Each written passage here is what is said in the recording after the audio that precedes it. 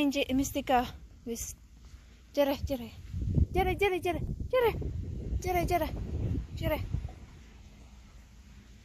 Good morning guys. Ayan, puntahan natin yung maliit na pantalan ng aking asawa kasi dinala na siya ng tubig kahapon. Natanggal yung nilagyan ng lubid. Ano ba yan? So, puntahan natin guys. Sumama yung aking pusa. Ayun yung isa oh. Tara guys. Ayun siya guys oh. Tatanggalin natin yung kahoy na nakalagay. Sana hindi ako mahulog dyan. Ayan oh. Mataas na ang tubig talaga guys. Oh, andito na sa wall. Kahapon. Ayan, doon lang siya. Doon. Ngayon, wala na. Yung dalawa kong pusa. Ayun, oh, ang cute. Ayan guys, puntahan natin. Tatanggalin natin yung kahoy na nakalagay. Ay.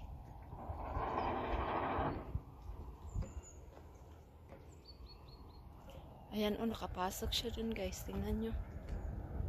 Ayan, oh. Kawawa naman ito, eh.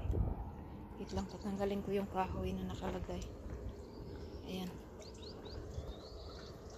Bye muna guys, tanggalin ko muna yung kahoy. Wala na yung kahoy, natanggal ko na. Kawawa naman ito, eh. Sunod ng sunod, oh. Ayan guys.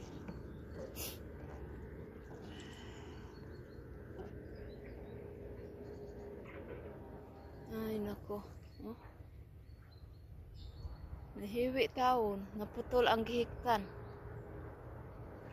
Yan guys, pataas ng pataas yung tubig.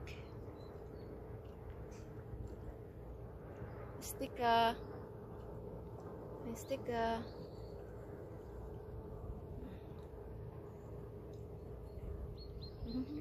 Iko. Hoy, Day,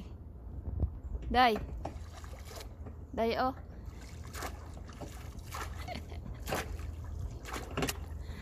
Thank you for watching guys. Bye bye. Tara. Saka na. Tara. You go first. Yan. Very good. Go.